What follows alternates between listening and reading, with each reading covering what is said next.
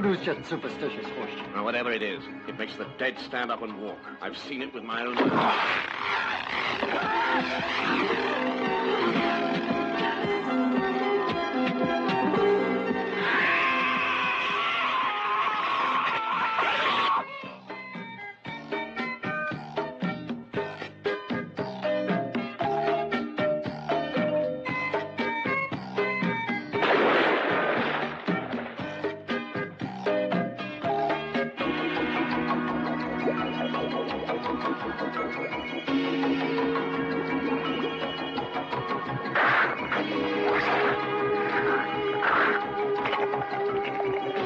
The father of my father always said, when the earth spit out the dead, they will come back to suck the blood from the living.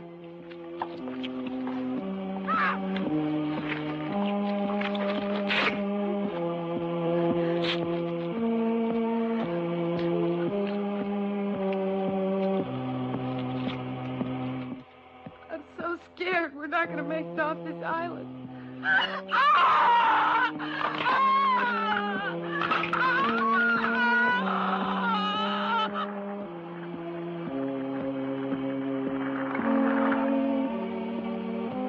They're coming back to life. They're everywhere.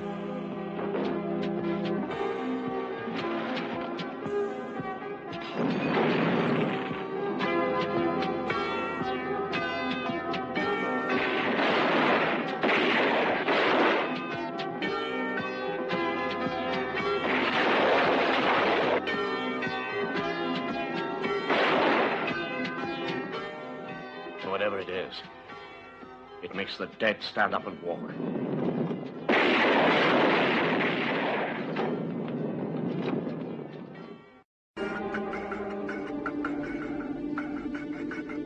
An abandoned boat drifts into New York Harbor and is boarded by two harbor patrolmen. A zombie kills one of the patrolmen but is shot by the man's partner and falls overboard. The dead patrolman's body is taken to the morgue. Ann Bowles is questioned by police as the boat belonged to her father. She claims he's conducting research on Matul, a Caribbean island. British journalist Peter West is investigating the story. He and Bowles learn that Bowles' father is suffering from a strange illness on the island. They hire a boat and two guides, Brian Hull and his wife Susan Barrett, to reach Matul. Meanwhile on Matul, British doctor David Menard and his wife Paola have been researching the phenomenon of zombie reanimation. Paola wishes to flee the island, but Menard insists on staying. That night, Paola is alone in the house when a zombie tries to enter. She pushes the door shut, but it breaks through with one arm. Paola is pulled toward the door and killed as her eye is gouged out by splintered wood. Approaching Matul, Barrett dives into the ocean around the boat. She encounters a shark and flees behind a reef, only to be accosted by a submerged zombie. Surfacing, she reaches the boat while the shark and zombie attack each other. Well, that's debatable also, but okay. Eventually, the boat docks at Matul. Yeah. Maynard is alarmed to find that one of his colleagues has died of the zombie infection. He waits for the body to reanimate before shooting it in the head. While digging a grave for the body, he hears gunfire and follows it to discover the boat group. Maynard sends them back to his mansion in order to fetch his wife, where they discover Paola's corpse being eaten by zombies. The group fends off an attack and escapes in a jeep, with West suffering an ankle injury when the vehicle veers off-road. Resting in a jungle clearing, the group realize they've encountered a conquistador-era graveyard. Barrett is killed when one of the corpses rises from the earth and bites out her throat. As more corpses reanimate, the group flees to the local hospital, where Maynard explains that his dead are rising as a result of a voodoo curse, which he has been trying to stop. The hospital is besieged by zombies, and Maynard is killed by one of his former staff. As the zombies attempt to enter, those being treated for infection inside the hospital also reanimate, killing several hospital staff who have stayed behind. As the dead outside breach the door, Bowles sets the building on fire. The undead Barrett bites Hull but is shot in the head by West. Bowles, West, and Hull escape to the boat and leave the island. At sea, Hull dies of his infection, and his body is locked in a cabin to be used as evidence of what has happened. However, as the boat approaches New York again, a radio broadcast reports that the city is under attack from zombies, the result of the initial attack in the harbor. So, John, when was the first time you saw this, and what was your first impression?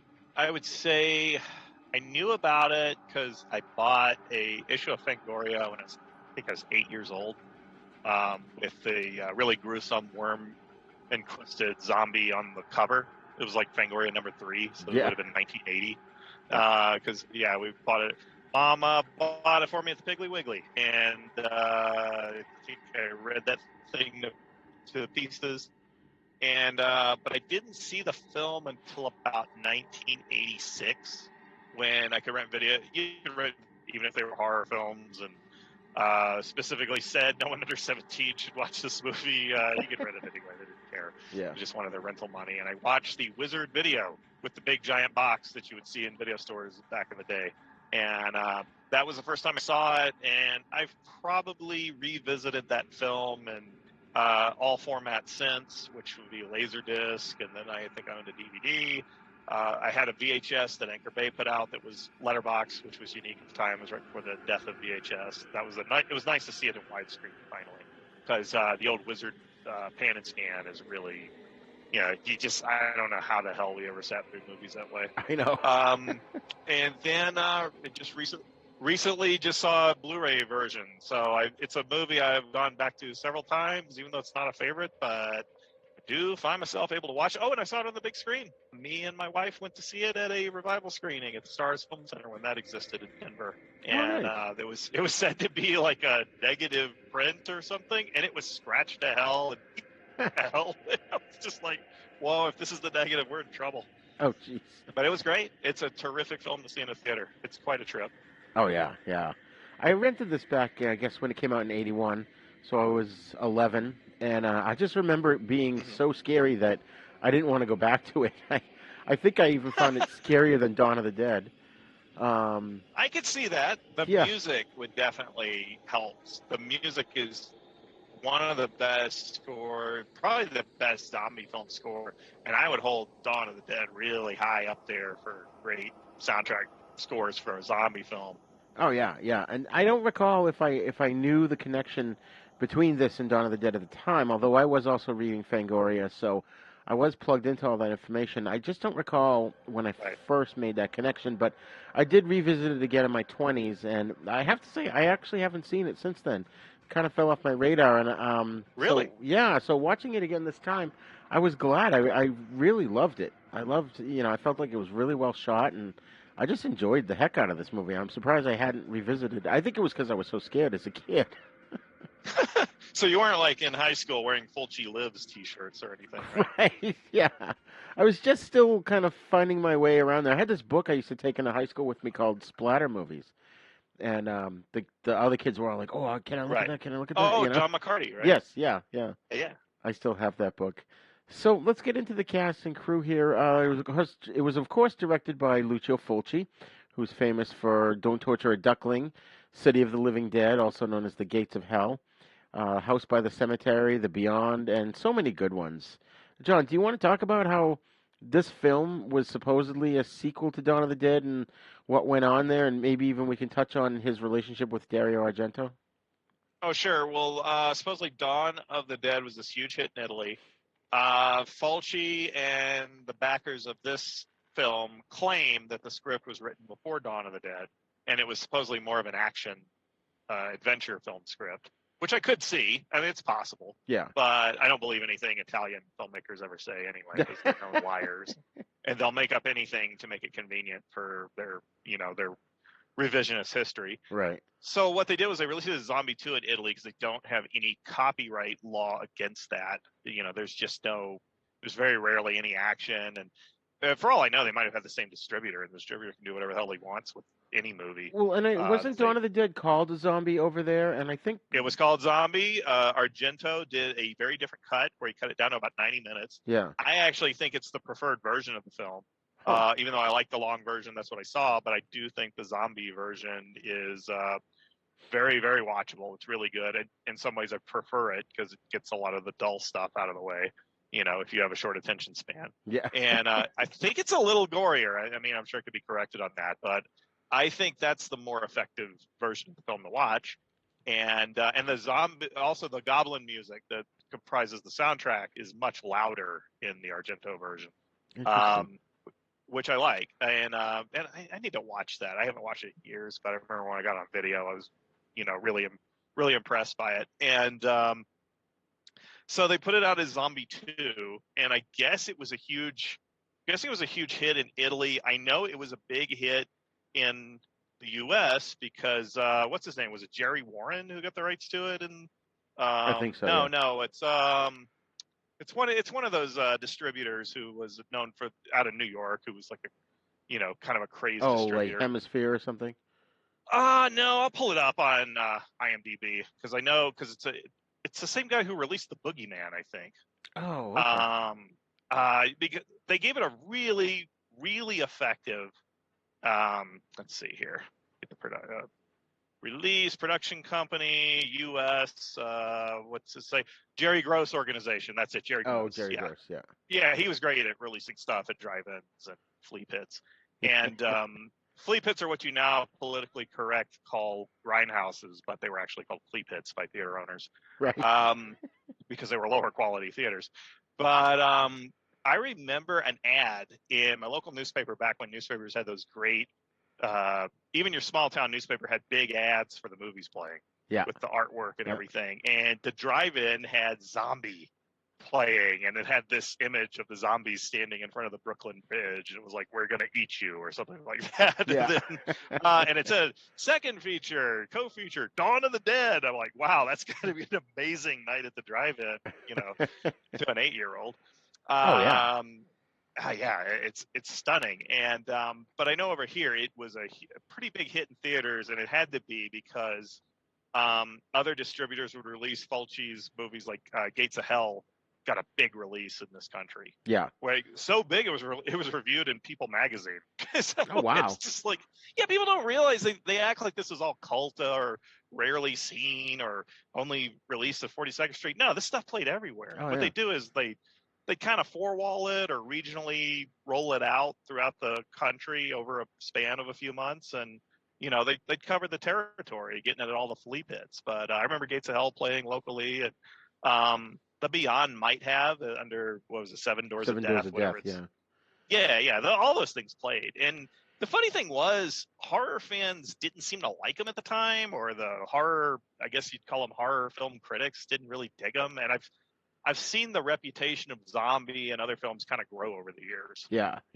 It's like funny. There's this respect. You could watch it now in widescreen, and you can appreciate how Fulci uses scope. He's great at that. He's actually better than Romero, and in some ways better than Argento when it comes to a long, drawn-out suspense scene in one take. And like I noticed that in Zombie. Like watching it this time, I really appreciated it because I look for that stuff a little more. Yeah. And there's some great scenes where a character's just looking around, and then suddenly there's a hand coming up or a skull coming out of the ground or whatever, and then the camera rolls back, pans back to them, Right. and it's just kind of creates the scenes with Olga Karlatos, who later played Prince's mom in Purple Rain. Right. She's in her bungalow, and notices somebody might be outside, and there's this long drawn out scene. It's actually really well done. It's something that people kind of were writing off Fulci back in the day, even though, I mean, if Hitchcock had done it, people would say, hey, it's one of Hitchcock's greatest moments, because it's this Italian guy who used to make comedies and westerns, right? And looks like he's just cashing in on Romero. They don't appreciate it. And I read that his career was kind of faltering at this point, but because this movie was so successful, that it really kind of amped up his career and sort of jump started it. But my understanding was that, and correct me if I'm wrong, was that he kind of walked into he was the third pick as the director of this. And he walked into it thinking it was just going to be a horror movie, a zombie movie, whatever. But then because Dawn had succeeded so well, it became a cash grab in Italy, and the producers changed a lot of stuff and turned it into Zombie 2, and he really wasn't a part of that decision-making process. Is this true? This I do not know. It's not covered in the documentary. The one, the Fulci for Fake, is the documentary I watched to kind of refresh my brain on my Fulci knowledge, because I'm not like a hardcore fan or anything.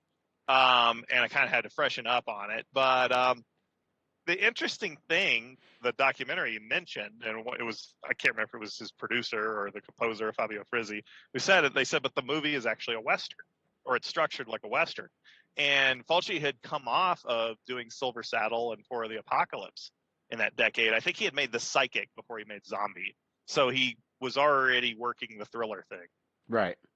But even the documentary mentions that you cannot believe everything he says about his career or his movies because he would fudge the facts. Like he claimed, "Oh, Steven Spielberg told me that Poltergeist was inspired by, I think, The Beyond, or or House by the Cemetery." I was like, "What?" It's just like, but I noticed that the movie is structured like a Western. The Tisa Farrow and Ian McCulloch and Al Cliver come in, and they're almost like the cavalry. And it's almost like Richard Johnson is like the general in a fort besieged by Apaches or something. Right. Like you've seen those Westerns. You have seen those Westerns where they're going to find the father. It's almost like a reverse of the Searchers or something. And it's the hospital or whatever, the clinic is basically besieged by zombies surrounding the thing, and they get in, and there's a scene where they're surrounded by zombies and they're shooting these rifles and throwing these flaming Molotov cocktails, and I'm like, wow, this is like Assault on Precinct 13 right. Various Westerns I've seen where they're holed up and fending off Indians, and I was like, okay, I can see it now. I could totally see how this might have been an action script, or Fulci brought his approach to Westerns to this. Right. Although to me, he only made one really good Western, which was Massacre Time, which we reviewed on my podcast a few years back. Oh, nice. And that's a very innovative, I think, very trend-setting and ahead of its time Western with Franco Nero. And I think Fulci did see it as a Western when he wasn't doing these incredible suspense scenes of stalking Olga Carlatos, or Captain Haggerty as the zombie on the boat when it said the harbor of New York. And I mean, those are all really well edited, well shot and staged scenes. And I think people don't give him the credit for that. Cause even in the 80s, your Chaz Ballin types were always talking, oh, the gore, the chunk blower, right. splatter. And it's like, that's not even the most interesting stuff to me now, watching it as an adult. So, I think it just depends on what you want out of a movie, I guess. Yeah, and it's funny because my understanding too is that all the filming in New York was guerrilla filmmaking. They had no permits. Oh, yeah. He hired a guy. I'm sorry. Yeah, he told basically the director of photography, go, here's some money, go and rent a helicopter and go fly around and get some shots. That's the way they did it.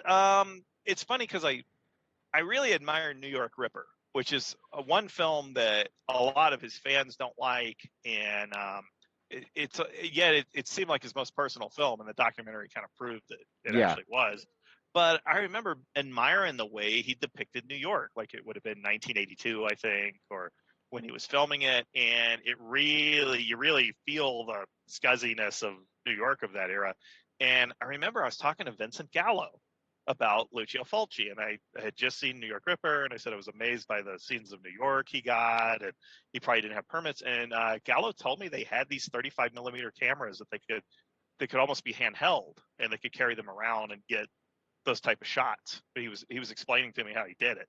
Wow. And I was like, whoa. I was like, huh, very interesting, because Gallo had worked in Italy, and I think he knew some of these guys, or he knows some of them. Yeah. And he told me he spoke some Italian, so I think he conversed with a lot of these guys. But yeah, I was like, whoa. So it's funny because while I think this is around the time that started the trend of Hollywood making New York films in Toronto, which was a real problem at the time. And so the New York set films didn't have much authenticity. But then Italy was making all these films in New York, which have a better vibe of the era than anything Hollywood was making at the time, save for Night of the Juggler and maybe a few other exceptions.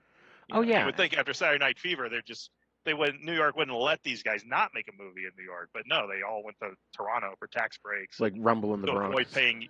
Yeah, they don't want to pay unions. Well, Rumble in the Bronx was that was never intended to be seen in America. Oh, really? Like Stanley Tong told a friend of mine who was a distributor who was interviewing him. He said, had we known you guys were going to buy that one, we would have never shown the mountains in Vancouver. There's no way I would have shown, but I didn't think you guys cared anymore, so we made it for Asia. And hey, here's the Vancouver mountains. We didn't know. That's it's like, hilarious. of all the ones we made, you're gonna buy that one. which I was saying the same thing because I had seen Rumble in the Bronx, the Hong Kong version. I was baffled when New Line Cinema purchased it. I said, boy, I guess they're going to edit the hell out of that. Nope, they actually didn't. They chopped some stuff for pacing, and it's actually better paced than the Hong Kong version, but it's still a pretty dumb movie. But I was like, in a pale shadow of Jackie's 80s stuff where he was at his peak. And but yeah, I was baffled by that. But like a lot of TV shows were always filmed in Vancouver or Toronto, and claiming it was New York. That just became a thing. And really, it was just Hollywood wanted to avoid paying the unions. That's all it was. And the thing is, movies like this one, like Zombie 2, even though the whole movie doesn't take place in New York, it's just sort of the opening and closing sequences.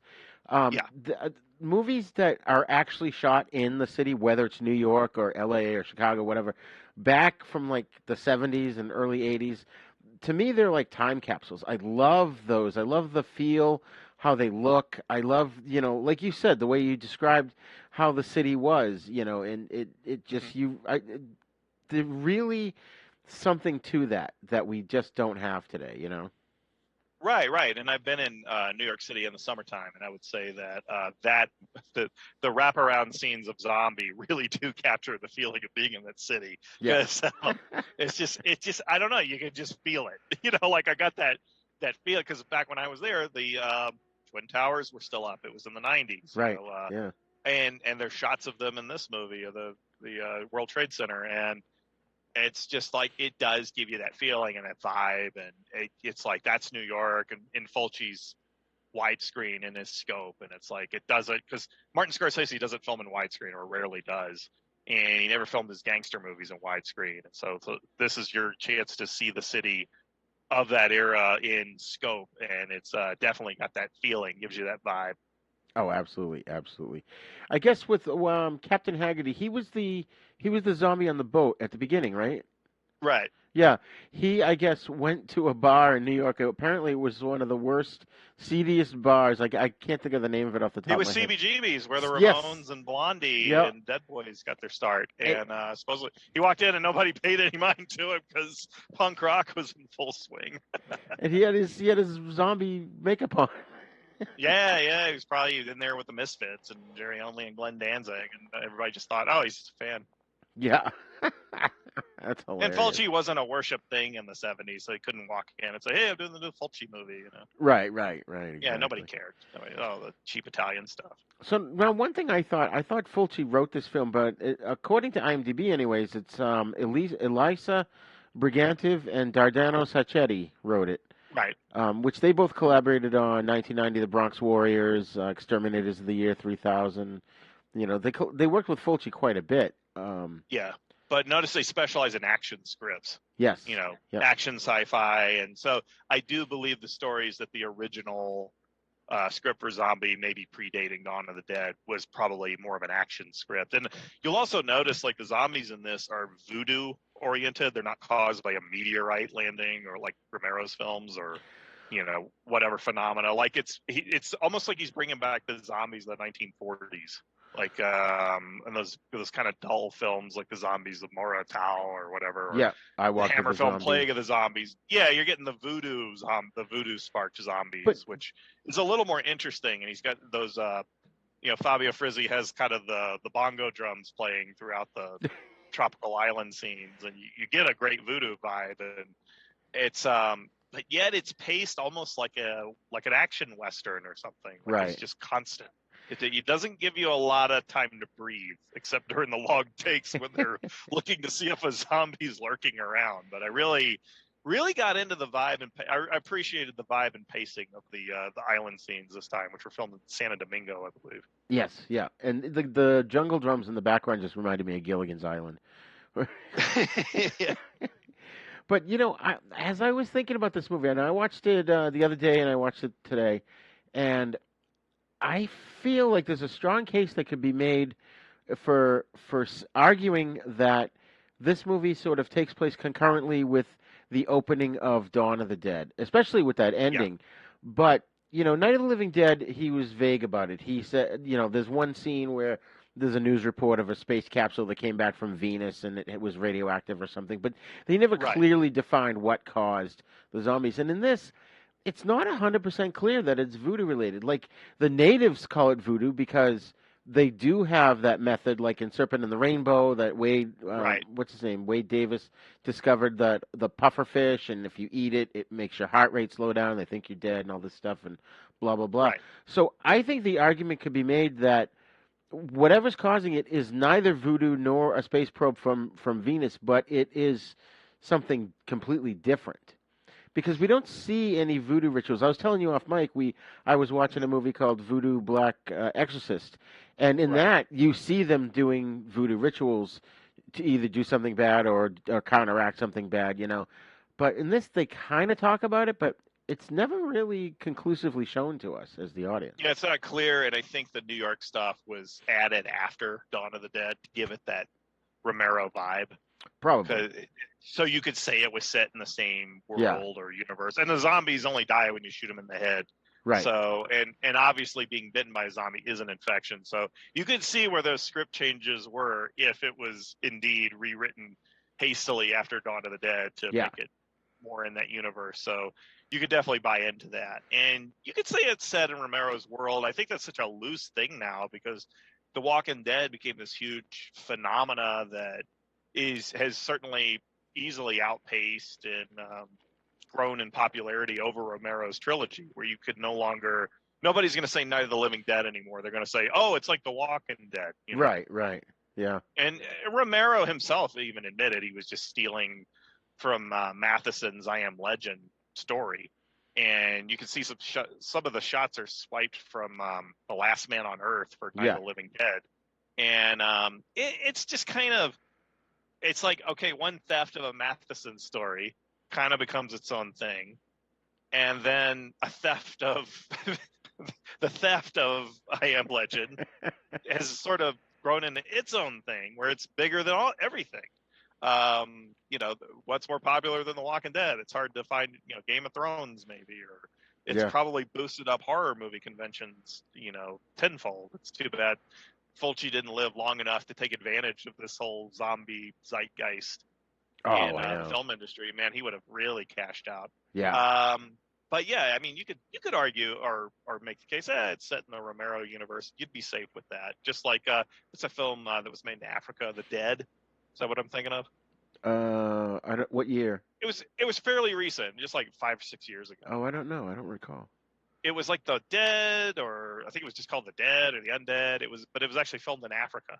Huh. And it was like these two guys directed it, and they were saying, oh yeah, this is like our sequel to Dawn of the Dead, set in Romero's universe, and it was pretty much the same thing. And you could easily do that too, and you don't even have to pay Heath the copyright, right? And you don't have to pay Richard Rubinstein to do a zombie film where they have to be shot in the head. Yeah, because Night of the Living Dead, hey, they forgot to stick a copyright on it, so public domain the minute it comes out. Right. So you kind of got this free floating universe. You could set all of these things could be set in that universe, except for the new ones with the running zombies and 28 Days Later and all that. Yeah. And it's funny too with the two cops at the beginning. I guess one of them was an Italian actor, and one of them was a real policeman that was like off duty, and they paid him to be in that. But the one that has the gore gets his throat ripped out is the Italian actor, because they were guerrilla filmmaking as it was. They couldn't very well ask the cop to also undergo makeup, Right. And they could also, they could film it back at Rome if they needed to. I think that's where they did film it, actually, my understanding. Yeah, they do. Most of the inserts or the interior stuff is all shot in Rome, and then all the stuff done outside, of course, is in Santo Domingo in New York. Right. So now Tisa Farrow plays Ann Bowles. She's the sister of Mia Farrow, which I did not know, even though I wondered that when I sat down and watched it this time. She wasn't in a lot of films. She was in Anthropophagus. How do you pronounce that? I always called it the Grim Reaper, just so nobody would correct my Latin. So I forget it. It's the Grim Reaper. Yeah, I'm not gonna waste my time trying to pronounce some word I'll never use in any other scenario. If it's called the Grim Reaper in America, that's fine. I've never called Zombie 2, or Zombie Flesh Eaters. Just zombie. It is the zombie. Right. Yeah, I've never seen that one actually. A lot of people would talk about it, but at the time I was overdosing on the horror zines and the horror magazines, and they'd always be like, this version of the Grim Reaper on Wizard Video is missing a crucial 20 seconds of throat ripping. So Yeah. avoid it. Buy a bootleg from Chaz Balla or whatever. Right. So it's like, so I was like, well, I guess I wouldn't waste my time watching it, So it's just, and I'd been burned enough renting Jess Franco movies under the recommendation of zine writers, and the Wizard Video versions of those were always just like what on earth are they seeing in these things, and how did they sucker a video store owner into carrying this piece of junk other than the box art is fantastic, Oh my God, I've been looking lately. I just love batshit. Ever since I saw *Malignant*, I'm like, I got to see more batshit crazy movies because I remembered that I liked them, like *Nightmare City*. I fucking love that movie because it's batshit Roberto crazy. Lindsay. Yeah, that actually got a big release in New Orleans when I was a little kid. Oh, really? 83, I believe it played local theaters. And back then they had these great radio ads. Oh yeah. When the new horror film was in, you had to get the music fans in, so your rock stations and your soul music stations would play these terrific radio ads promoting the latest zombie horror films from Italy. And boy, the local newspaper critics would review everything, and they'd hate on this. You could tell they probably didn't even watch it. I did find some newspaper ads for this movie, which I'll post on the show notes, and I'll look and see if I can find any radio spots for this one as well. There are some. I've heard them. They're pretty good. Oh, good. It is midnight on a tropical island. A beautiful young girl's long hair streams against the coral reef. Her beautiful body is caressed by the tide. Suddenly, a decayed hand rises up and blood-drenched jaws move to bite her. The living dead walk again. Zombies. They are decaying. They are missing from their graves. They live and hunger for your flesh. There is no place you can hide.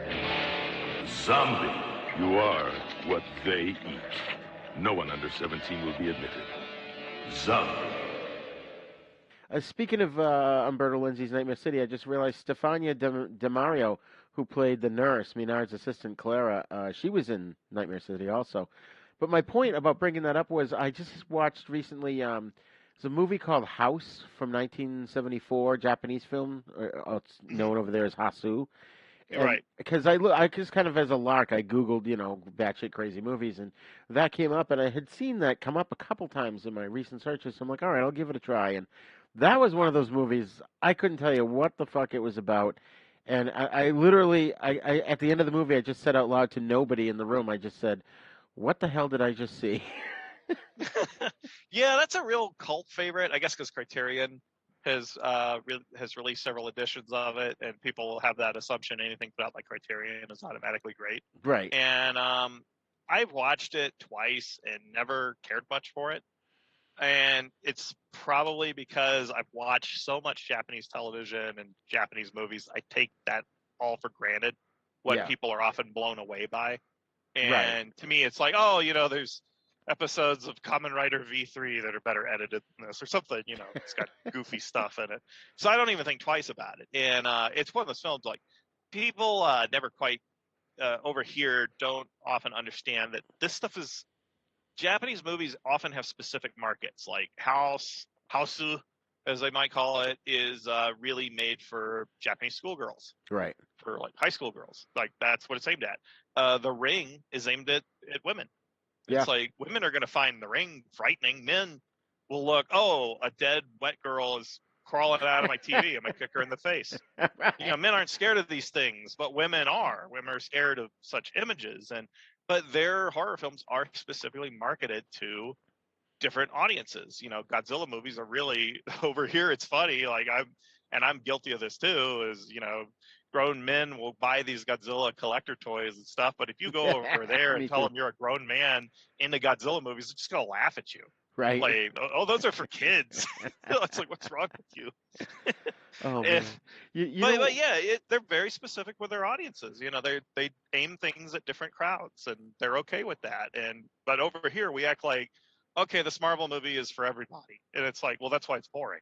Anything made to appeal to everybody is not going to be any good. It's going to have a lot of flaws. Well, you just reminded me. Speaking of targeted movies, one of the films we should have covered on this series this year was the Japanese zombie ass Toilet of the Dead. Oh, I'll never see it. I am not a fan of anything Japanese horror made after like 1975 or so. I just don't. To me, that's when they just forgot how to make movies because the energy crisis hit them, and they got really in anime. And their movies became cheaper and less imaginative, and they really were into putting out the anime because it was cheaper to make than live action. And I think like in the 50s and the 60s, I'll watch any Japanese movie from that era of almost any genre, and except romance. I don't think I'd sit through that. But yeah, it's like, but all the stuff they've come out with in recent years that everybody's nuts about, Tetsuo the Iron Man, I'll watch it just like, please. It's just like, it's a lot of things like that because they're so inspired by American stuff now instead of their own legends and their own films or that's their why own literature. Kwai-Dan is so effective, even though the movie's like, 4 hours long?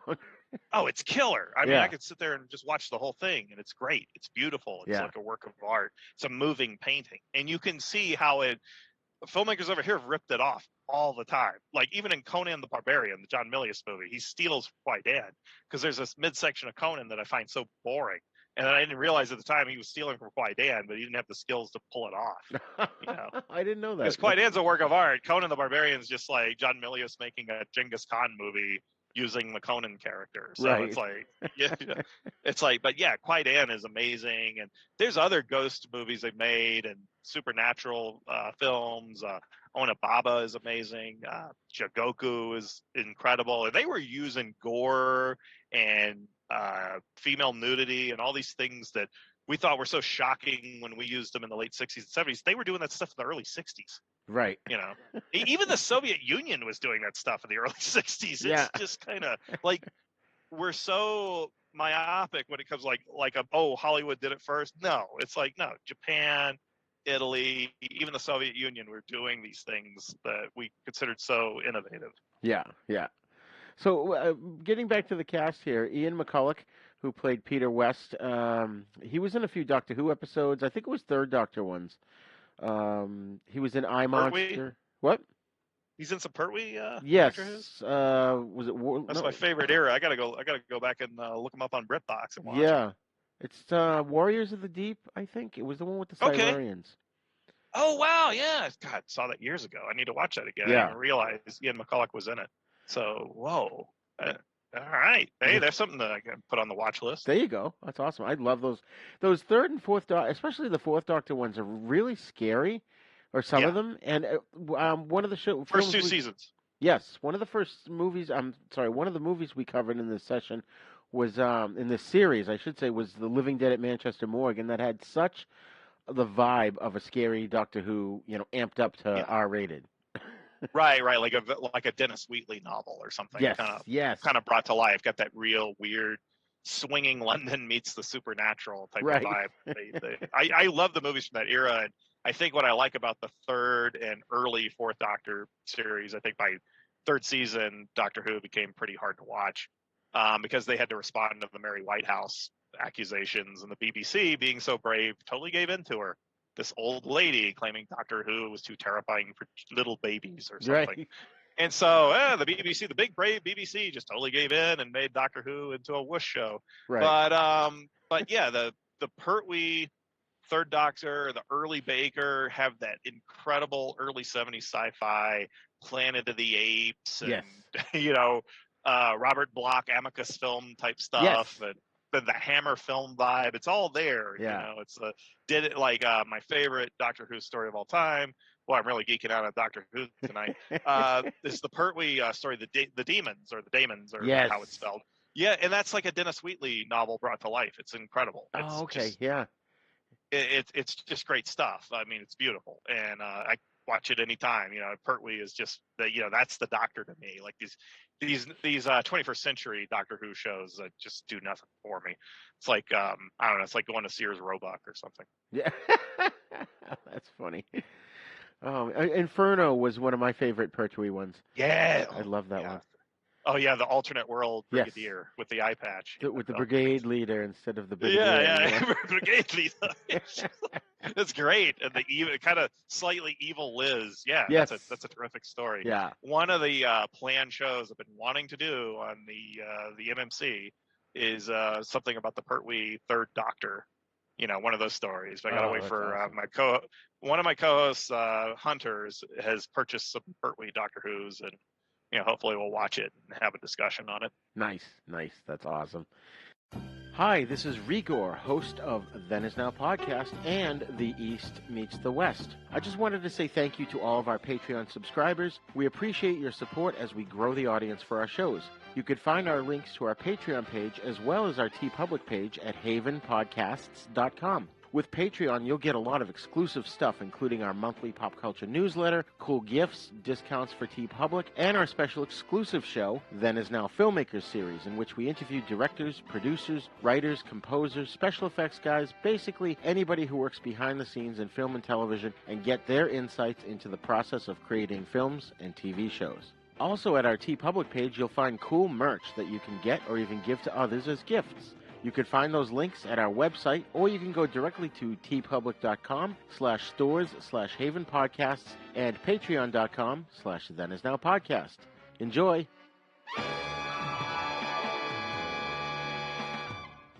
Are you a lifelong fan of General Hospital?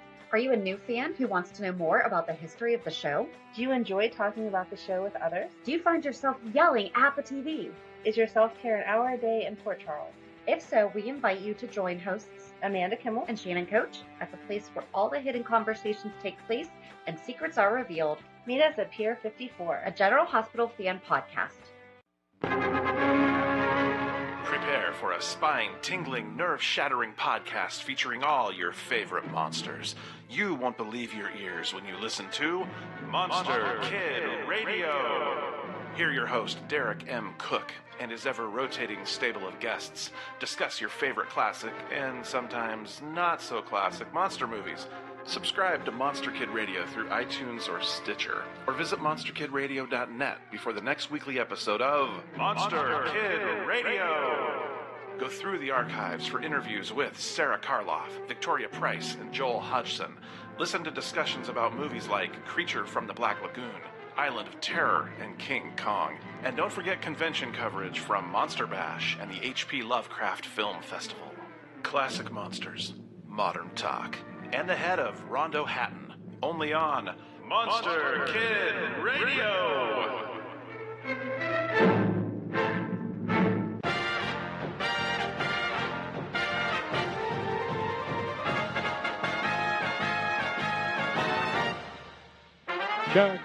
Shark Bite Podcast. It's the greatest show in history.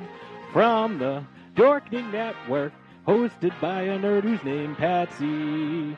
From movie reviews to tips on surviving the coronavirus, Shark Bites has it all. Follow us on Facebook and suggest topics at sharkbitespod@gmail.com. Available on iTunes, Stitcher, Spotify, and wherever you get your favorite podcasts. The shadows move. The wind howls. You run in terror and hide. A bloody hand rises to grab you, and with an axe you split apart what was once human. Zombie. No one under 17 will be admitted.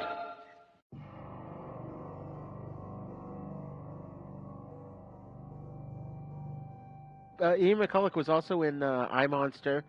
He was in The Ghoul with Peter Cushing from 75. Yes. I think he was on an episode of Hammer House of Horror, and he played a German officer in Where Eagles Dare, among other films. Then Richard Johnson, who played Dr. Maynard, he was in The Haunting, which I didn't realize that. And, yeah, terrific veteran actor. Yeah. He was in the Rat Pack. He was part of Sinatra's crew. Yeah. Yeah, married Kim Novak. That's right. For a year. Yeah. Yeah, which has me thinking it was just a cover for her relationship with Sammy. But yeah. Richard Johnson was supposedly, and I believe the story, Terrence Young offered the role of James Bond to him first because he'd worked with him before, and he was his idea of James Bond. And Richard Johnson turned it down because he thought the contract was too restrictive for a spy series that nobody thought was going to amount to anything. Right. You know, the idea of a spy franchise series seemed laughable, and the Fleming books didn't sell that good until JFK mentioned it was his favorite nighttime reading was From Russia with Love. Oh yeah. And then the sales just shot up overnight, and suddenly first two Bond movies were re-released to be a huge double feature hit, you know, whereas Dr. No made its American debut at a drive-in in Texas as the co-feature. So not a lot of people realize that because they've rewritten history where Dr. No was a smash hit and it actually wasn't. Right. Yeah, Richard Johnson turned it down, said it was too restrictive. He did play Bulldog Drummond in two very fun movies, Deadlier Than the Male and Some Girls Do, which those are very, very enjoyable films in the Bond mold, but using a character who predates Bond by like 2 decades, Bulldog Drummond. Right. And he's good in this. Supposedly he rewrote all his dialogue. I can believe it. And he was dubbed in this too, which I thought was weird. Was he dubbed? It seemed like it could have been his voice. Maybe it was. I thought I read that he was dubbed. It sounded like it could have been him, but I do know that everybody wonders why didn't Steve Reeves dub his own voice? And, yeah. Well, the thing is, in Italy, they don't pay you to dub your voice. It's an extra, week of work being in that dubbing studio. Or you could do it in like 2 days. But I know that Richard Harrison rarely dubbed his voice in his Italian films because he said they didn't pay you, and it's like you're better off going off and making another, $40,000 working on another film. Because if you're dubbing these movies, you're not making money. You're not making anything. Because they didn't shoot with sound. They didn't shoot with sound. They did everything in post. Well, they do something called a dub. Like I was told by Eric Zaldivar, who has appeared on a lot of our Italian-oriented episodes, and he has experience working with these people, and he said that they use something called a dub track, where they do live sound recording, so the dubbers have like a guiding track to work with as they dub into different languages. But yeah, they don't use any of the sound recorded on the set. Yeah, that's just not done. And it's done for time saving, and also it's going to be dubbed in a bunch of different languages anyway. They don't care. I've never understood why people are so insistent on watching Django in Italian with subtitles when there is no original language, and Franco Nero didn't even bother dubbing his own voice in Italy. So why would you worry about it? Terrence Hill, supposedly in Italy, they had never heard his voice until he did an American film. Yeah, was it Miami Super Cops? No, he did Mr. Billions for 20th Century Fox, a Jonathan Kaplan movie. In '77, it's him and Jackie Gleason. Oh, right. And that was the first film where his voice was heard. He also did March or Die with Gene Hackman, and his voice was heard in that. And it turned out he sounded like Peter Lorre when he talked in English, which is kind of unique. But he did start dubbing his own voice in English. Yeah. But apparently still would not dub his voice in Italian. I think he may have dubbed his voice in German in a few films because he speaks German as well. He's half German. But he started dubbing his own voice in English because his wife was American and was teaching him English. And I guess he met the guy who was dubbing his voice in the Trinity films, and he seemed offended. He said, "Oh, I should be dubbing my own voice." He started doing it, so he has that Peter Lorre type of accent. But but yeah, it is. I think it's only shocking to Americans that we act like our own movies are not dubbed. Well, you watch these movies from the 70s, remastered for stereo, and you can tell they ADR the hell out of everything. Yes. I think a lot of our movies are redubbed, by the actors, of course, but it's because getting the live sound is always tough. Oh, yeah. Like I watched Psycho 2. We were watching Psycho 2 and Psycho 3. You can tell they're ADR'd to hell because they probably had the Universal tram car or wwhatever the hell it is that goes around Universal Studios interrupting filming, and it gets too noisy. So there's Anthony Perkins and Meg Tilly dubbing their voices, and Dennis Franz and everything. That's funny. So yeah, Richard Johnson was also in Beyond the Door and The Monster Club. Mm-hmm. And then Al Cliver, who played Brian Hulk, he was in also 2020 Texas Gladiators and The Beyond. Right. And then, as we mentioned, Stefania DiMario was in Nightmare City, and Olga Carlitos, as you mentioned at the top, was in. She played Prince's mom in Purple Rain. Yeah. Beautiful Greek actress from yes. who married Arthur Rankin Jr., director of Rudolph the Red-Nosed Reindeer. That's awesome. I didn't know that. Yeah, she got herself a rich husband and got out of the business, you know. Oh, Do you ever man. want to know what happened to these beautiful women you see in these 70s films and who seem to specialize in these nude scenes or whatever? They always marry a producer and retire from the biz, or they marry a real estate agent in California because they're set for life and they don't have to work again. They just have kids and be, you know, a housewife, and they're happy with that. So that's what happened to them. That's funny. I love the zombies in this movie. I love that they're like dry and crusty with maggots and worms coming out of their mouth. Very EC Comics, didn't you think? Yes. And I think that's the way zombies were probably depicted in like Italian comic books, because unknown to a lot of fans over here, comic books are a big thing in Italy. Fumetti. And they have the Fumetti, and they have a great selection of horror comics that are inspired by EC and stuff. And you can of course read Della Morte, what was it, Dylan Dog, the Dylan Dog comics, Yes. and what's the other ones? I think is it Valentina or something like that. It's like there's all these pretty wonderful Italian Fumetti comics or Fumettis, and I think that they imitate a lot of the like the Wally Wood and Frank Frazetta art in the EC comics, and that seems to have inspired Fulci's zombies. This is the first film, I believe, with that type of look, except for maybe Children Shouldn't Play with Dead Things had a great EC Comics look to their zombie scene. But yeah, it's with the rotting faces and everything, stuff that Romero didn't really want to seem to bother with in his first two zombie films. But that's what I like about the worms. Like Fulci is very afraid of worms and centipedes, I believe, and millipedes. Yeah, because he really likes to have that camera linger on the worms and the centipedes for different gross out scenes. So that's sort of his thing. I heard too that he was afraid of cats, and that's why cats are prominent in some of his films. It could be.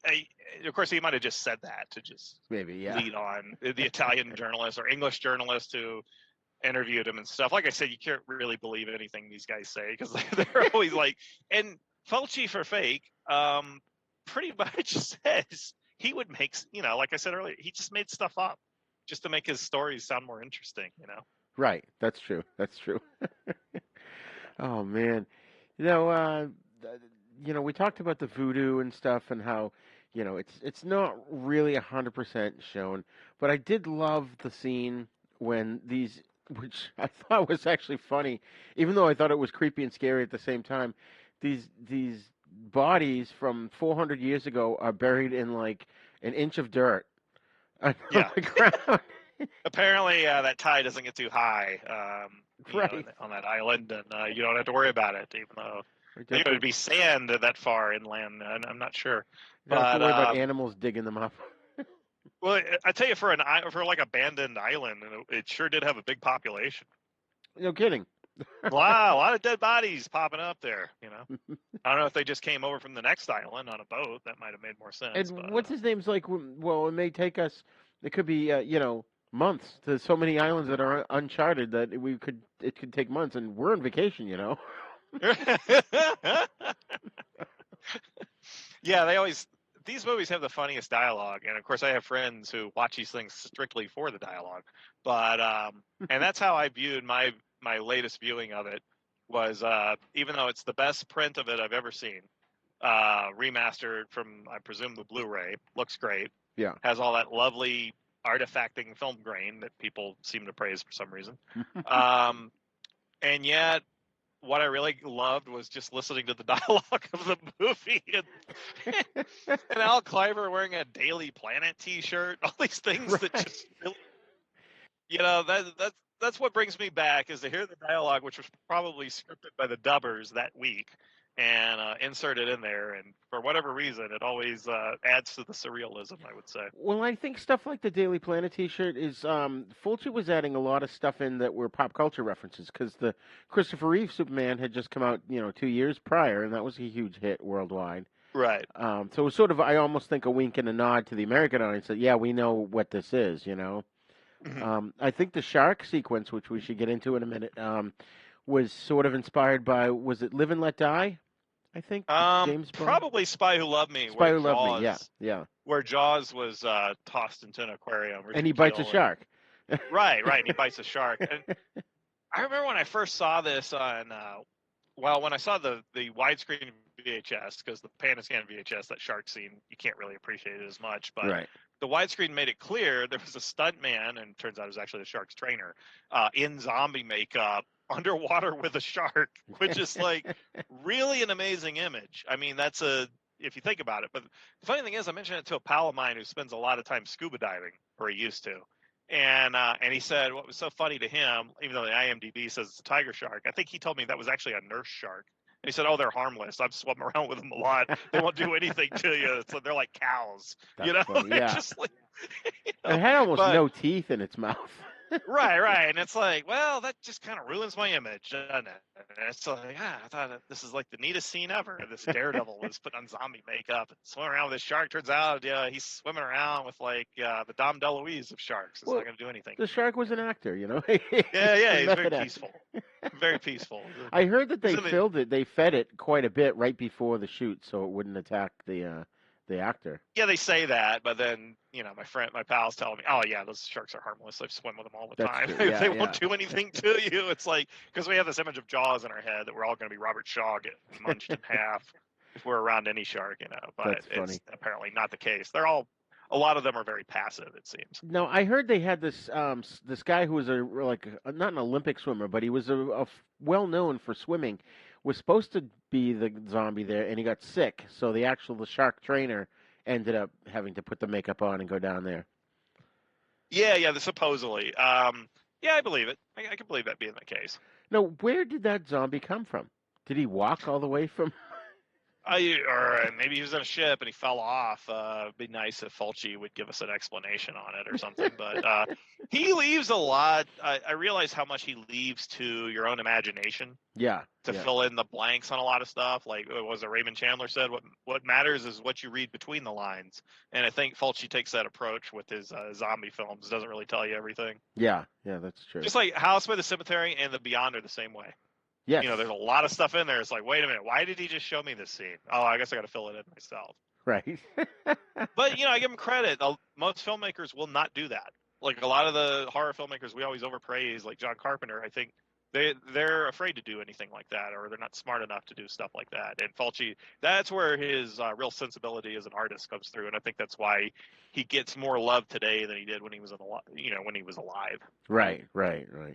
Well, what's funny, too, though, about this film is that, we've been talking on the series about how there's some sort of subtext or social commentary to them, but I think much like Kung Fu Zombie, in this movie, there is no subtext. No.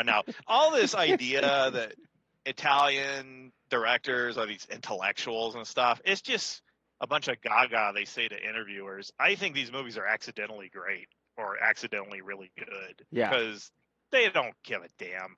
They're... Like I told you about Django, they're often inspired by Donald Duck comics or reading Mandrake or something. It's just like these weird inspirations from the most unlikely sources.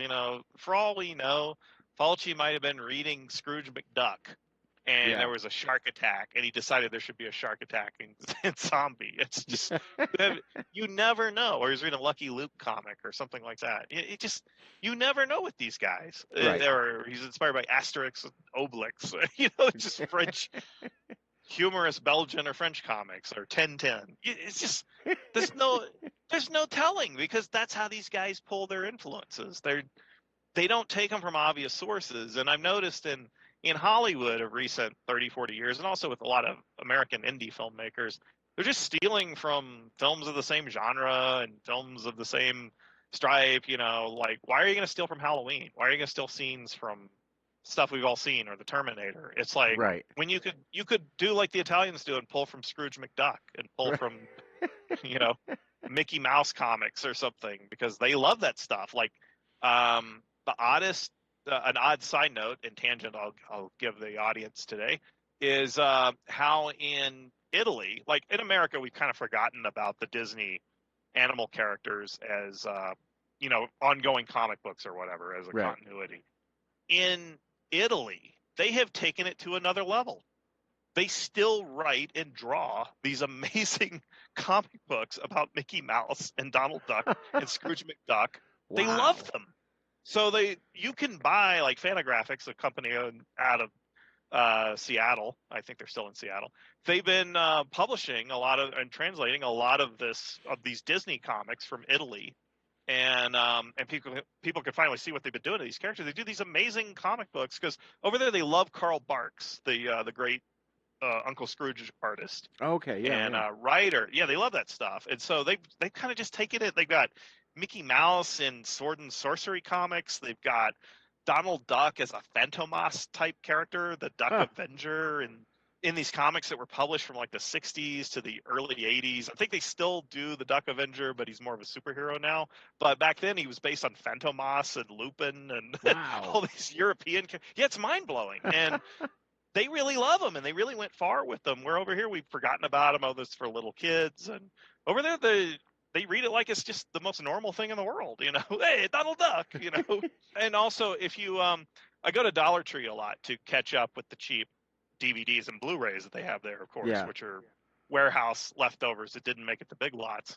And I know sometimes I'll go in the kids' book section, and I'll notice there's these Disney comics. So I'd pick them up, and you get them for like $1. And you look at the credits, they're all reprints from Sweden and Italy, but translated into English. So there's a cheap way to introduce. They're not as good as these stories I just described, but they're definitely in that vein. And I found out my library, so I could look like a real weirdo and go to my local library and check out these big volumes of Mickey Mouse comics. But they're done in Italy, and they're just taking it to a sword and sorcery genre thing. I always say, "Hey, I got a kid.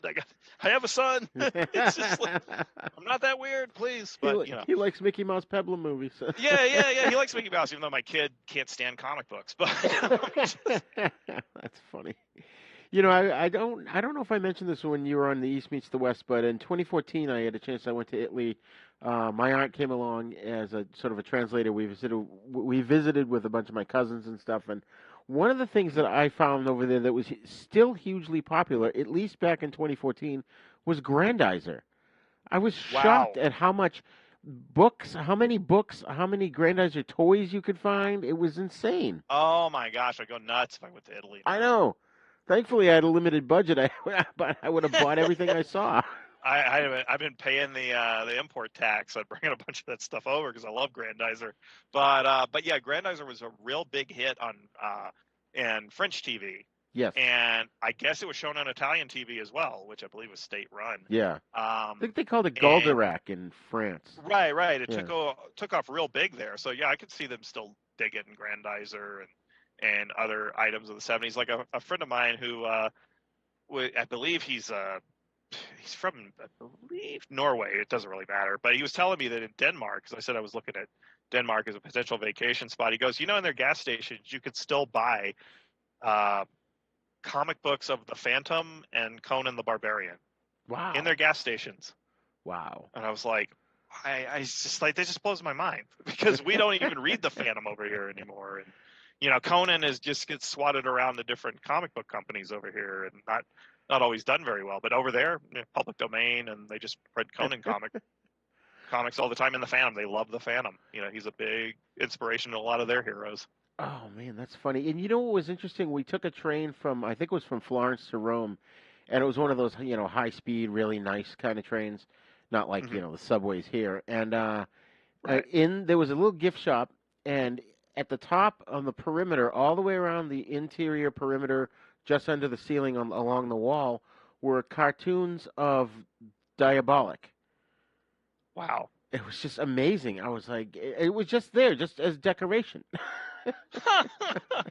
Yeah, a friend of mine was telling me he was buying Diabolic comics, I think, from when he was visiting Paris.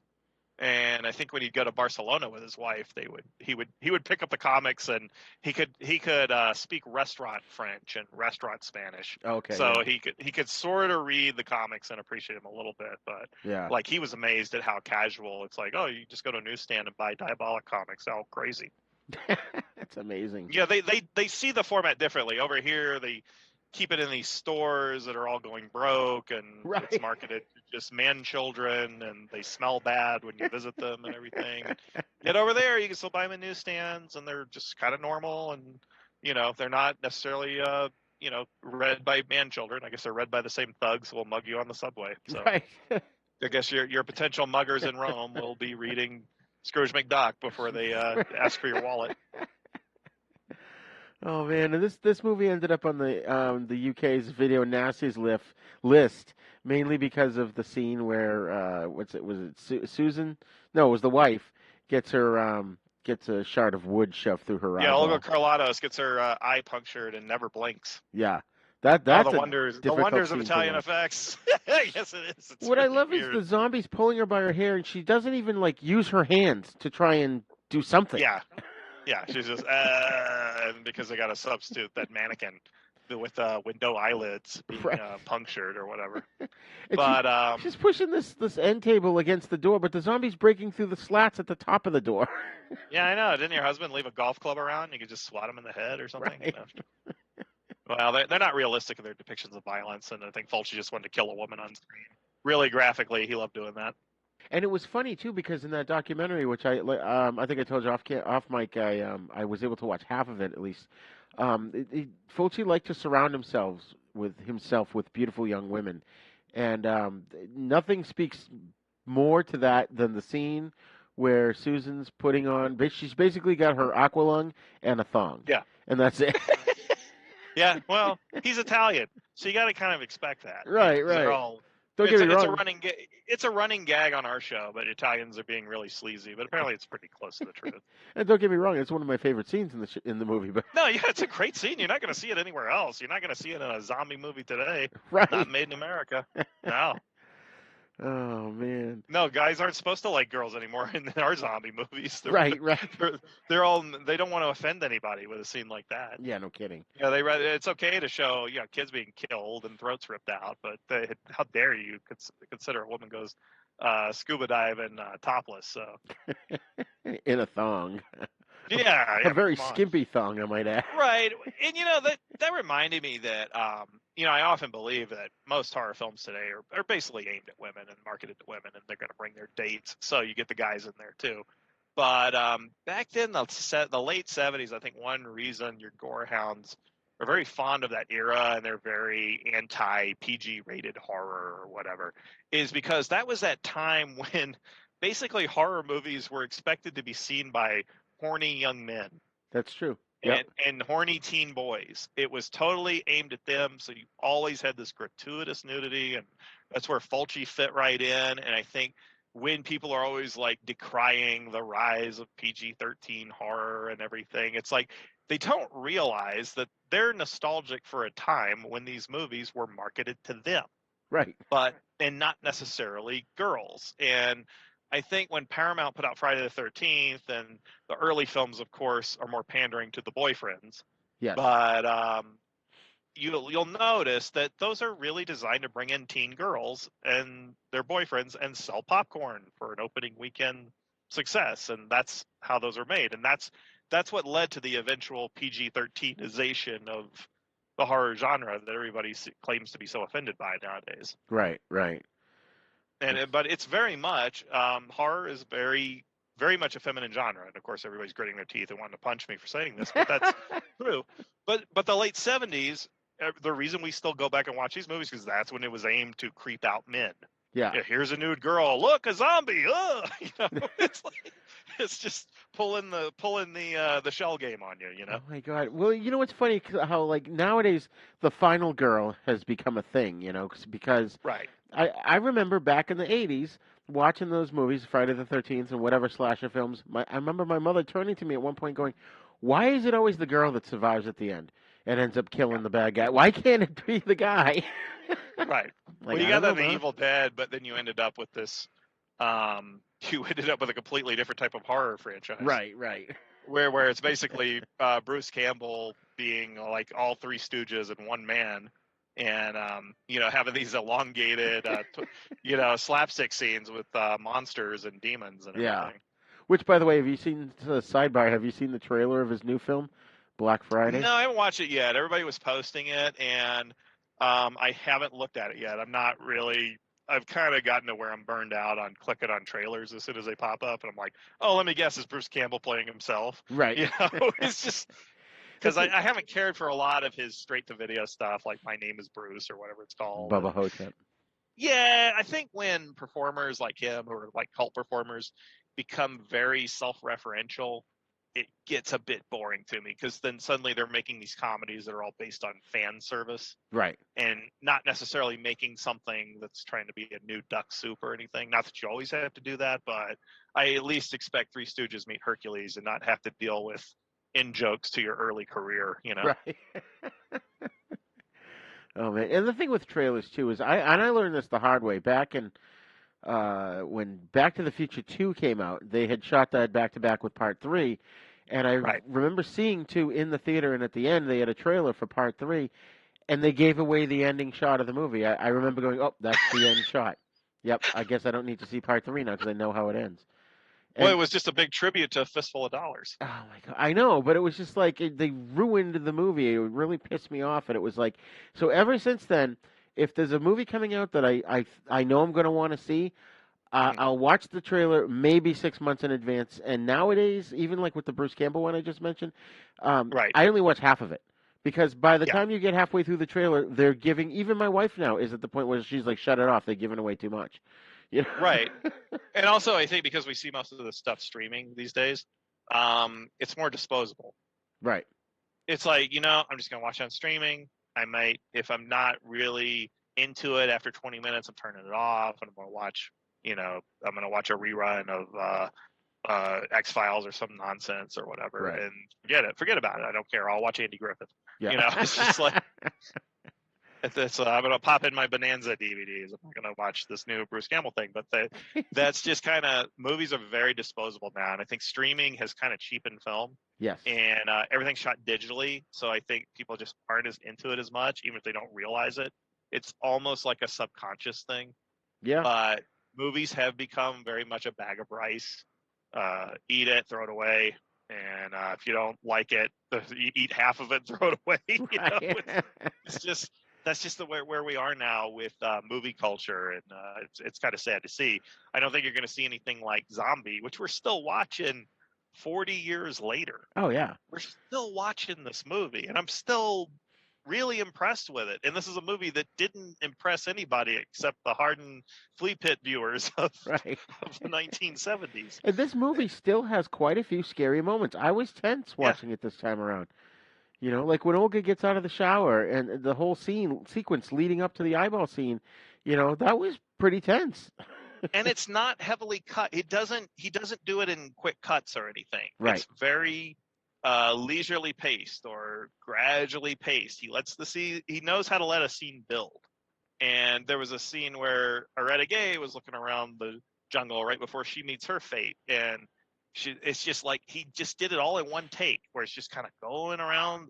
The scope scene is just, you know, the scope camera is just going, the camera is just guiding along the forest. You're seeing what she sees, goes back to her reaction, then you see stuff like in the background or whatever. It's like you don't see that type of filmmaking anymore because they're so eager. Well, half the time they're putting in a dumb looking CGI, which takes me out of the movie right away.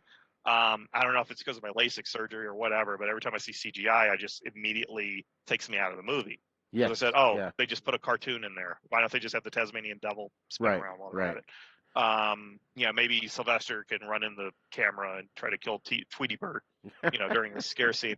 But yeah, you have all these things that's built into the scene. It's all the mood and the atmosphere. A friend of mine who studied film and I think made some films, he said, you know, horror is like 90% atmosphere. Yeah. And he's right. And it's all there. It's all in Zombie. It's more atmosphere. You think you've seen more than you actually have. That's what I've always realized. It's just like Texas Chainsaw Massacre. I was just going to say that. People will tell you, oh, the Leatherface hits the girl in the stomach and all the guts come out and all these scenes that never happened. Right. People think actually happened in the film. And that's what it is with Zombie. People think they're seeing a lot more than they actually are. Right. So when you do see something very aggressive and and gross, it really hits you because he's actually kept you. What would I say? He's actually kind of kept you on a leash for 10 minutes with that scene. That's true. Yeah. And boom, you get hit with the money shot. It's like, whoa, throat spurting. Jeez, the zombie's head just got split open like a melon and cranberry sauce comes out, And one of the things in that documentary I thought was really fascinating was where one of the guys that worked there with him was saying that Fulci, he knew even whether he wrote the movie or not, he had it in his head backwards and forwards. He knew it inside and out, and he knew ahead of time how he wanted the shot. So he'd be like, give me the 25 millimeter lens, give me the 70 millimeter lens, and he had it all planned out. And that's the kind of visual artist he was, I think. Yeah, he's a visual thinker. Yeah. I think he thinks in visuals, and not everybody is. And you can kind of tell when you watch a movie that's not by a what you would say a visual thinker, John Landis, that don't really have the scenario like where it's memorable. Like you remember shots you've seen in a Lucio Fulci movie. You will never remember the shots and the layout in a Mick Garris film. I'll put it that way. That's true. Yep. Yeah. Yeah, absolutely. And no offense to those guys or whatever. Well, John Landis, I don't care if I offend.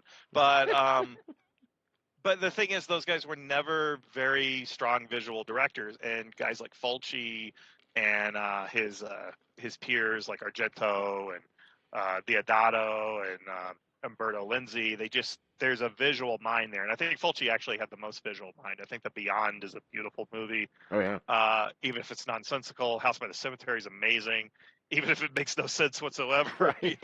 And he fakes Edgar Allan Poe quotes and all these crazy things he always does, just to mess with the viewer. But I think visually he has a strong sensibility. The problem with Fulci is, and Argento had pointed out one time, he's directing one movie, he's editing another, he's writing another film, all at the same time. Yeah.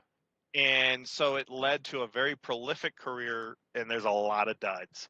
And I know people will defend some of those duds, but to me, there's almost like no reason to even watch them. You just watch his strong films and you're good. Yeah, exactly. And that's the thing too. There's not a lot of character development here.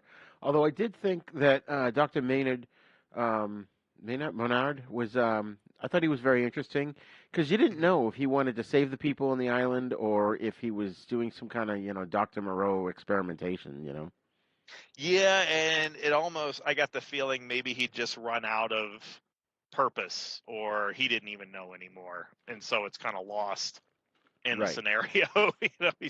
They're shooting corpses as they rise, and instead of just jumping on a boat and getting the hell out of there. Right. Because you're all going to die anyway. Yeah. And the other thing, too, to your point just a little while ago, this movie is just visually beautiful. I mean, the island location was a perfect setting for it. Right. Yeah, Santo Domingo, great location. I'm surprised it's not used that much. I suspect, I haven't checked on it lately, but I imagine it's still a good place to film. But I think that there's no directors in Italy. They aren't making anything like this. They haven't had a Fulci, look like we were going to get it with Michel Soavi. Right. But he's I think he semi-retired when his kid got sick or something like that. Oh, geez. And he's actually plays one of the zombies in this film. Oh, wow. Is he the one that did Cemetery Man? Yes, he did. Yeah. And he did The Sect, I think it's called. Or it has another title with Jamie Lee Curtis's sister, Kelly Curtis. And he did The Church, I believe, and some other films. Okay. Yeah. Yeah, you can look up his career. Yeah. But I think he had to retire because he had a sick kid or something like that. Something sad. And he's I thought he was going to be like the next Fulci. He had a great visual sensibility. But the prolificness that's needed for that is just not there, and there's no interest in the Italian film industry. I mean, when's the last time Argento made a good movie? Like 30 years ago. Oh my Yet God, he's made like 15 or so. I mean, yeah, I know people like to be edgy and say, "Oh, I love Dracula. I thought it was great." Oh God. And it's just like, quit annoying me. Quit pulling my leg. Stop it. I watched that movie and I'm like, there's an hour and a half I'll never get back again. Yeah, that's because I was just watching. I was like, these have nothing that put him on the map. This guy used to make really intense, great thrillers and scope and this amazing prog rock scores. And these incredible, innovative camera things that made Brian De Palma look slow, and then he just starts making garbage. I mean, his crazy daughter probably didn't help, but he just makes junk. And like Giallo, like that actual film titled Giallo with Adrian Brody being more hammy than usual, and just it's unreal how bad he's become. And I just think maybe he just doesn't care anymore. I don't know. He's just cashing in on his name. Yeah. Or the muse just left him, whatever it was. Right. I don't know if Fulci had lived longer, if he would have just made terrible movies, or it would have been nice to see him see how he was appreciated in America, like with generations of young gore hounds and everything. If that's even the term we use. Wasn't there a point where Argento and Fulci sort of had a falling out for quite a while, and then they ultimately patched things up? They must have patched things up because Fulci's last film, or he was working on Wax Mask, which I don't think he didn't end up directing. I think Luigi Cozzi took over, or I think it was Luigi Cozzi who took over that film, but anybody can look it up. It's not a good movie, but that was supposed to be Fulci's film, and Argento had hired him, and they were going to work together, and Fulci was going to do a movie for Argento and his brother, and he passed away before that could happen. Huh. Not a healthy man, Yeah. He had a heart attack earlier, I believe, and I mean the documentary goes into that. Fulci for Fake, by the way, you can watch it on Tubi TV or check it out on Canopy, I believe, if you have a public library card service plugged into Canopy. Oh, nice. It's well worth it. I wish I had known that, because then I could have watched it ad free and not have to put up with Tubi's terrible ad interruptions every 15 minutes.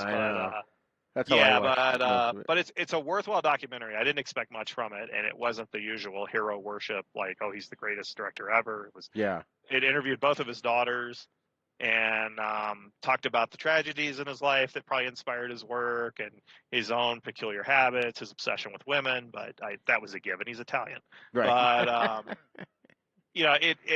it was cool. It talked to Fabio Frizzi, who's talking about, I was inspired by this with this music chord by listening to Crosby, Stills and Nash. Yes, I saw that. I was just like, oh my gosh! I always think, no, he got it from this old Catholic hymn. It's just like it's obscure church music, or no, it's his own prog rock imagination. But no, Crosby, Stills and Nash, he's just lifting off a tune. He's like, I love the West Coast. I love Dylan, Crosby, Stills and Nash. Right. It's like you gotta say Donovan inspired the tunes and the beyond. Right.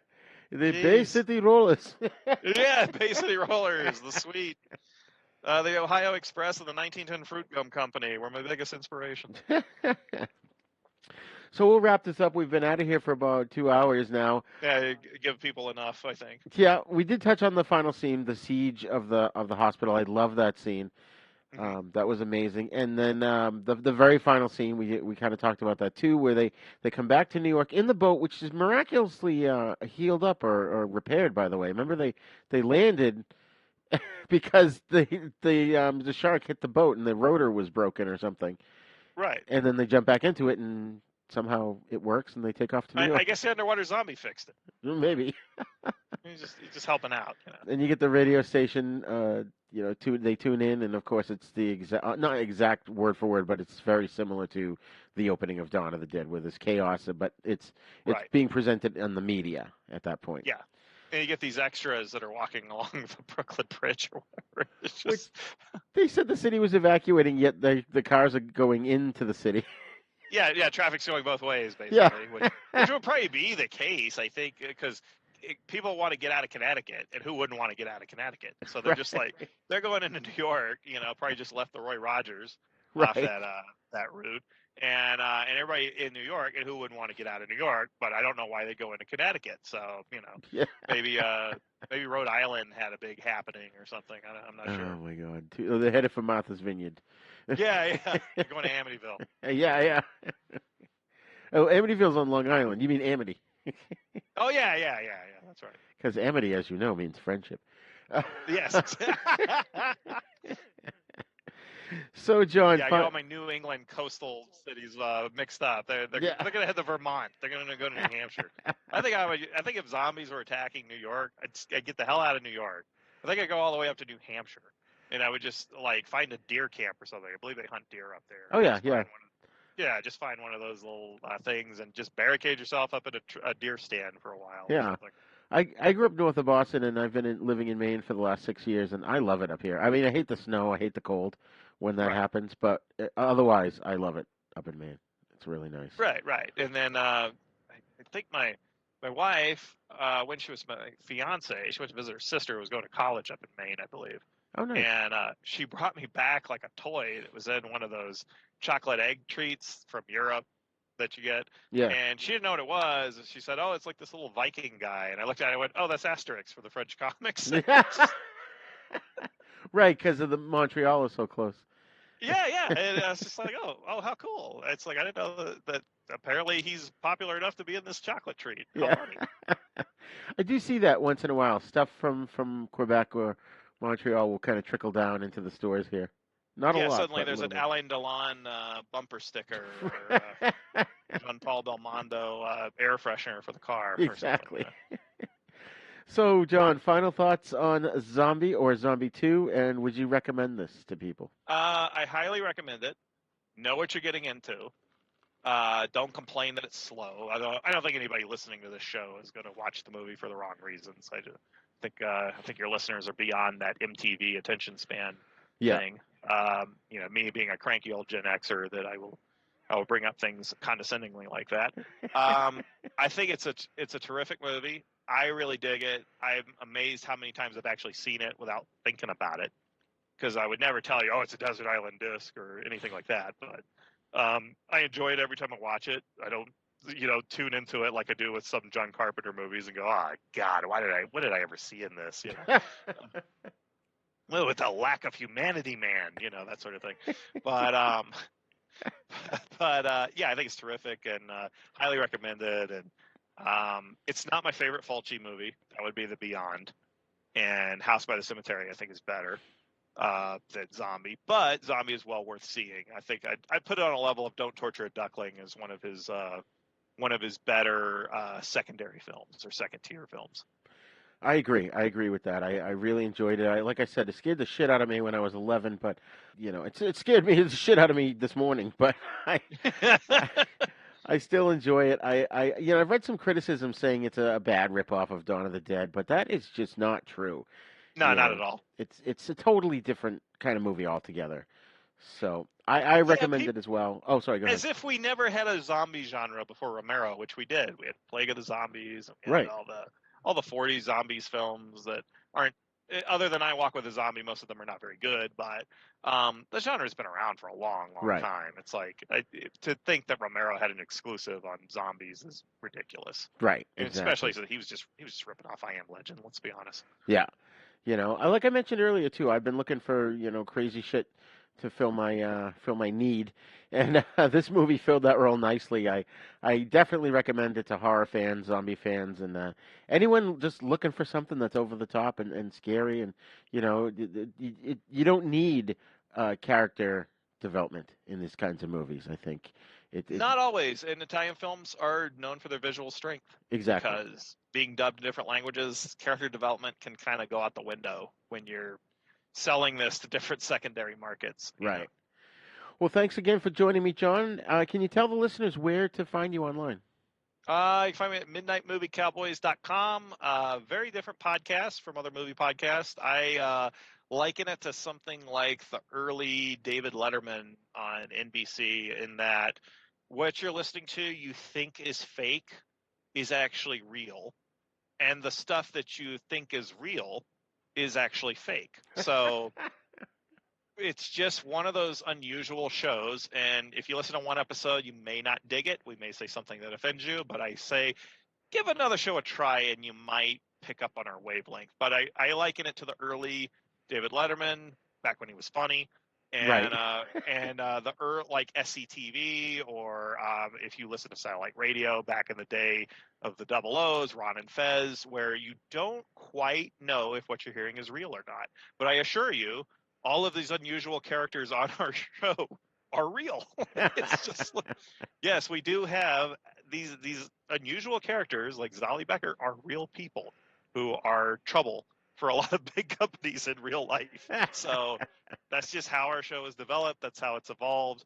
I'm in Colorado. My co-host Hunter is in Texas. My other co-host and the grandpappy of the show, Stuart Bulk, is in Australia. So we're a very global show. We have listeners all around the world. We get surprising fan emails from people who pick up on what we're saying and say that everything we say is right on and everything. So I have fans in Ireland. I have fans in Greece. It's really cool. It's like the show gets a lot of love, and but it is a cult show. It is. We are never going to be as big as some of these other guys. We're not going to be Mark Kermode anytime soon. But that's the way I like it. I do the show like only 50 people listen. Yeah. So and I think that's what entertains people. So check it out. Awesome. Well, thanks again for joining us, John. Sure, always a blast.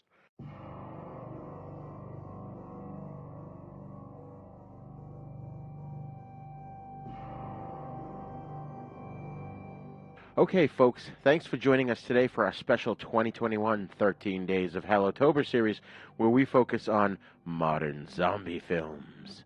You can send your feedback to thenisnow42@gmail.com. You can also join in the conversation at our Facebook Then Is Now podcast group. Then Is Now podcast is a proud member of the Dorkening Podcast Network, so please be sure to check out our other great shows there at thedorkening.com. You can also visit our website at havenpodcasts.com, where you'll find our sister show, The East Meets the West, in which we discuss Shaw Brothers films and spaghetti western movies. And don't forget, when you're at our website, please click on the links for TeePublic and Patreon to get some great swag and exclusive stuff that you can't get anywhere else, including our Filmmakers series of shows. And Then Is Now is on YouTube, so please visit youtube.com/user/UncleDeath1 to get the latest videos, as well as other fun videos. Please subscribe to our YouTube page. Don't forget to hit that little bell so you can get notifications whenever we post new ones. And also share the video versions of our podcast with your friends to get them to subscribe as well. Don't forget to go wherever you download your podcasts from and leave us a great review so more listeners can find us. You can find us on all the podcasting apps, especially the big three, iTunes, Spotify, and Stitcher. Class dismissed. Then Is Now podcast is intended for entertainment, educational, and informational purposes only. Sounds, music, and clips played during this podcast are the property of their copyright holders. All original content is copyright Jupiter Media.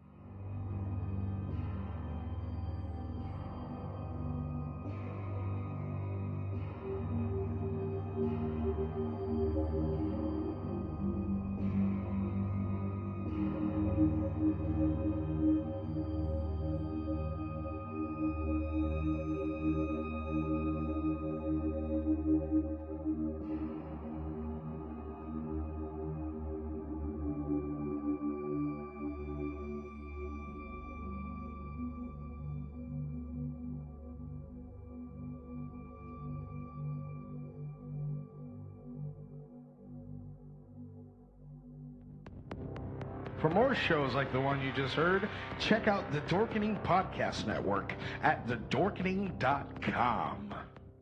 They come out of the darkness to take over your soul, to eat your flesh, and make you one of the living dead.